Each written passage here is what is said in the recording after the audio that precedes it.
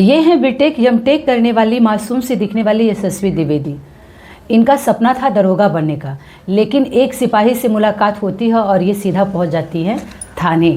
बेरोजगार यशस्वी द्विवेदी के फ्लैट में लगभग 1.5 करोड़ का सोना, 19 लाख नगद कैश, 12 मोबाइल, 1 लैपटॉप उनके फ्लैट से बरामद होती है।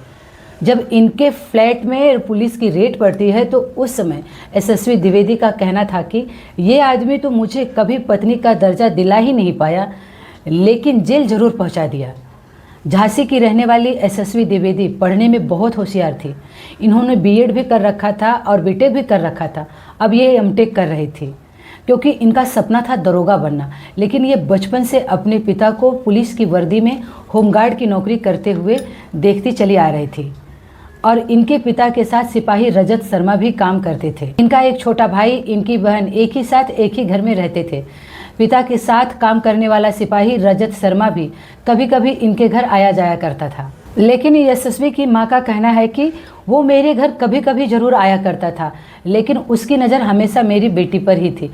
इसके लिए मेरे पति ने उसे घर लाना ही बंद कर दिया। लेकिन मेरी बेटी जब पढ़ने जाया करती तो रजत उससे वहाँ मिलने जाया करता था।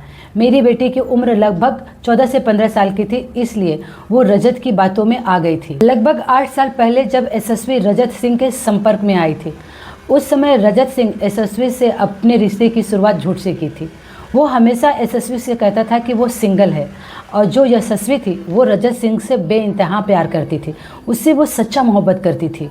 इसलिए वो उनकी बातों को मान गई और उसे सच मानकर उससे सच्चे दिल से अपनाकर प्यार करने लगी। जब इन दोनों के रिश्ते की बात इनकी माँ को पता चलता है तो माँ कहती है कि बेटी ये अच्छा इंसान नहीं है, तुम इसको छोड़ दो और तुम मेरे साथ चलो। लेकिन बेटी कहती है कि मैं रजत सिंह से बहुत प्यार करती हूँ और इनसे ही शादी करूँगी, जो कि रजत पहले से ही शादीशुदा था, 2 बच्चे का बाप था। वो झांसी के रॉयल कॉलोनी में रह रही थी। यशस्वी को जब इनकी सच्चाई पता चलती है तो उसके पैरों तले ज़मीन खिसक जाती है। उसे विश्वास ही नहीं हो रहा था कि जिससे ये इतना प्यार करती थी, सच्चा मोहब्बत करती थी, अपने घर वालों से बगावत करके इनके साथ रह रही थी।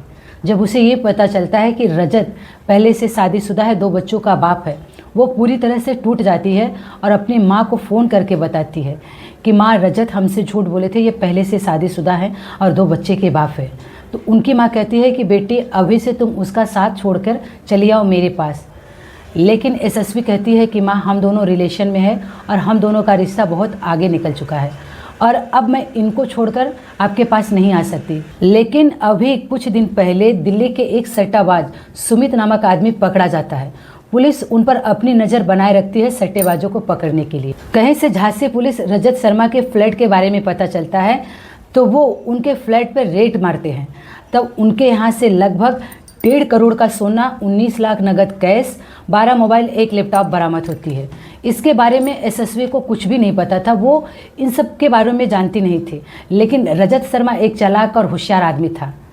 वो तो सट्टेबाजी ही था, उसको ये पता चल गया था कि पुलिस की रेड पड़ने वाली है, इसलिए वो फ्लैट छोड़ के पहले से ही भाग गया था।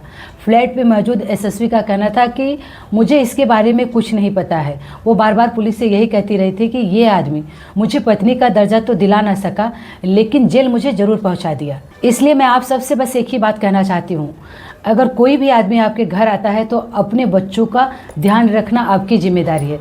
सही गलत की पहचान कराना आपकी जिम्मेदारी है, क्योंकि यशस्वी जैसे बहुत सारे मासूम बच्चे पड़े हैं कि उनको ये नहीं पता रहता है कि कौन सही है कौन गलत है।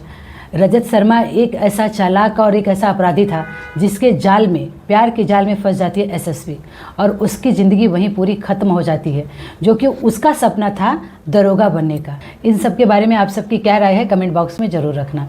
जय हिंद, जय भारत।